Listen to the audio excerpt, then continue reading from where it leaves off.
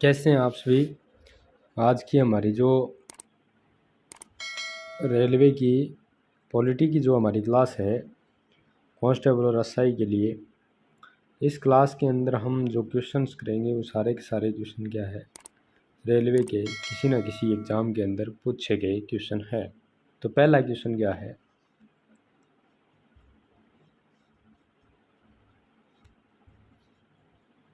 पहला क्वेश्चन है पुदुचेरी किस उच्च न्यायालय के अधिकार क्षेत्र में आता है। पुदुचेरी आपका मद्रास उच्च न्यायालय के अधिकार क्षेत्र में आता है, या फिर गुवाहाटी उच्च न्यायालय, या फिर इसका कलकत्ता उच्च न्यायालय होगा, या फिर इसका करेक्ट आंसर क्या होगा, हैदराबाद उच्च न्यायालय होगा। तो बताइए क्या होगा। तो पुदुचेरी जो उच्च न्यायालय जो आपका क्षेत्र है वो मद्रास उच्च न्यायालय के क्षेत्राधिकार में आता है। ठीक है, किस उच्च न्यायालय के, मद्रास उच्च न्यायालय के। इसका जो करेक्ट आंसर होगा वो ये ऑप्शन होगा। ठीक है, ये क्वेश्चन आपका आरपीएफ एसआई के अंदर 2019 में आया हुआ क्वेश्चन है। ठीक है, और ये जो मद्रास उच्च न्यायालय है वो आपके भारत के तमिलनाडु राज्य में आता है, और इसकी जो स्थापना है आपके मद्रास उच्च न्यायालय की जो स्थापना है वो कब हुई थी, 1862 के अंदर। ठीक है, इसी में आपके जो गुवाहाटी है, गुवाहाटी का जो क्षेत्राधिकार है गुवाहाटी के अंदर आपका आता है, एक मिनट, गुवाहाटी के अंदर कौन सा आता है, गुवाहाटी के अंदर उच्च न्यायालय के अंदर आपका जो आता है असम, अरुणाचल प्रदेश, और आपके आता है नागालैंड, और आपके आता है मिजोरम। इनका जो न्यायालय का जो क्षेत्राधिकार है वो आपके गुवाहाटी उच्च न्यायालय के अंदर आता है। और अगर हम बात करें कलकत्ता उच्च न्यायालय की, कलकत्ता उच्च न्यायालय के अंदर आता है जो पश्चिमी बंगाल और जो आपके अंडमान निकोबार और जो न्यायालय का क्षेत्राधिकार है वो आपके किस में आता है, कलकत्ता के अंदर। ठीक है, और अगर हम बात करें हैदराबाद की, तो हैदराबाद के अंदर आपका आता है, हैदराबाद उच्च न्यायालय के अंदर आता है तेलंगाना का क्षेत्राधिकार, तेलंगाना का क्षेत्राधिकार। ठीक है, तो हमारा जो क्वेश्चन था वो था पुदुचेरी किस उच्च न्यायालय के क्षेत्राधिकार में आता है। तो इसका सही आंसर था मद्रास। मद्रास आपके तमिलनाडु के अंदर, तमिलनाडु जो प्रांत है उसके अंदर स्थित है, और 1862 के अंदर इसकी स्थापना की गई थी। ठीक है, अगला क्वेश्चन क्या है, भारत के उच्चतम न्यायालय निम्नलिखित में से किस संदर्भ में आदेश जारी कर सकता है। तो कौन सा आपका जो ऑप्शन इसके लिए सही होगा, ऑप्शन क्या है, न तो मौलिक और न ही कानूनी अधिकार, केवल कानूनी अधिकार, केवल मौलिक अधिकार, मौलिक और कानूनी अधिकार दोनों। इनमें से आपका कौन सा ऑप्शन है वो सही होगा। तो भारत का उच्च न्यायालय है वो उच्चतम न्यायालय निम्नलिखित में से किस संदर्भ में आदेश जारी कर सकता है, तो वो आपका होगा डी ऑप्शन आपका सही आंसर होगा, मौलिक और कानूनी अधिकार दोनों के संदर्भ में आदेश जारी कर सकता है। ये जो आपका क्वेश्चन है वो आपका आरपीएफ एसआई के अंदर 2019 में पूछा गया क्वेश्चन है। ठीक है, बड़ा अच्छा क्वेश्चन है ये भी। इसी में अगर हम बात करें मौलिक अधिकारों के बारे में, तो मौलिक अधिकारों का जो प्रावधान है आपका भारतीय संविधान के भाग तीन और अनुच्छेद आपकी बात करें तो 12 से 35 नंबर के अनुच्छेद में किया गया, 12 से 35 तक के अनुच्छेद में किया गया। मौलिक अधिकार है वो नागरिकों के वैधानिक अधिकार माने जाते हैं। ठीक है, अगला क्वेश्चन क्या है, भारत के उच्चतम न्यायालय का आदर्श वाक्य क्या है।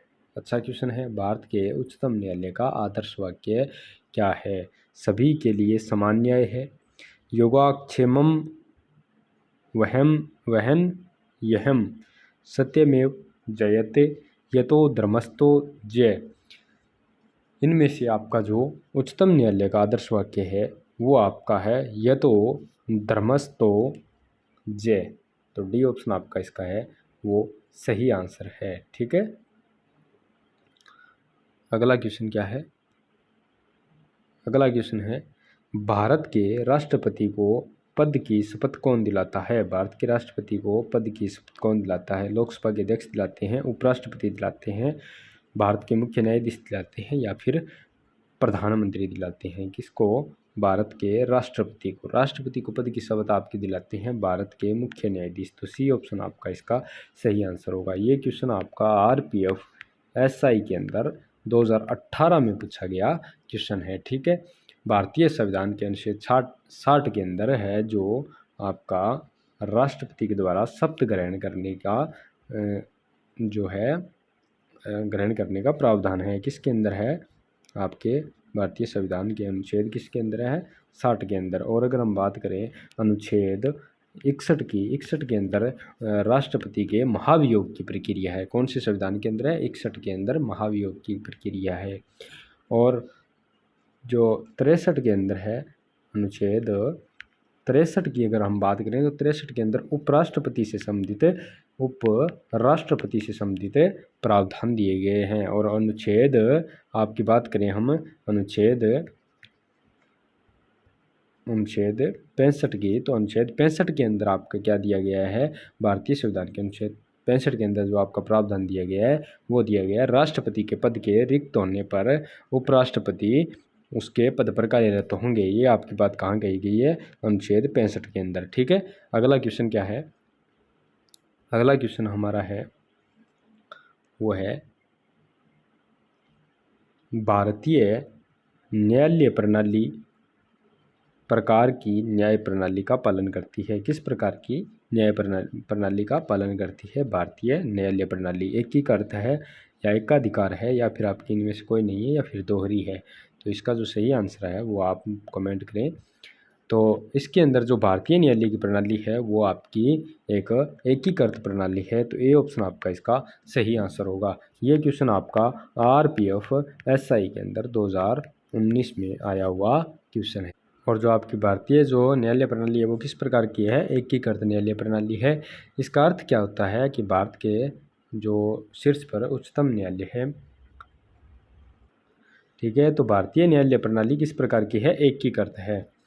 और एक क्वेश्चन आप लिखो, भारत के उच्च न्यायालय के मुख्य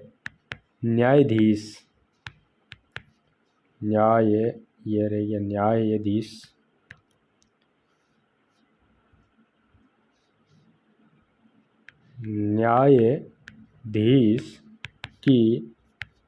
की नियुक्ति किसके द्वारा की जाती है? ठीक है, क्वेश्चन क्या है? भारत के उच्च न्यायालय के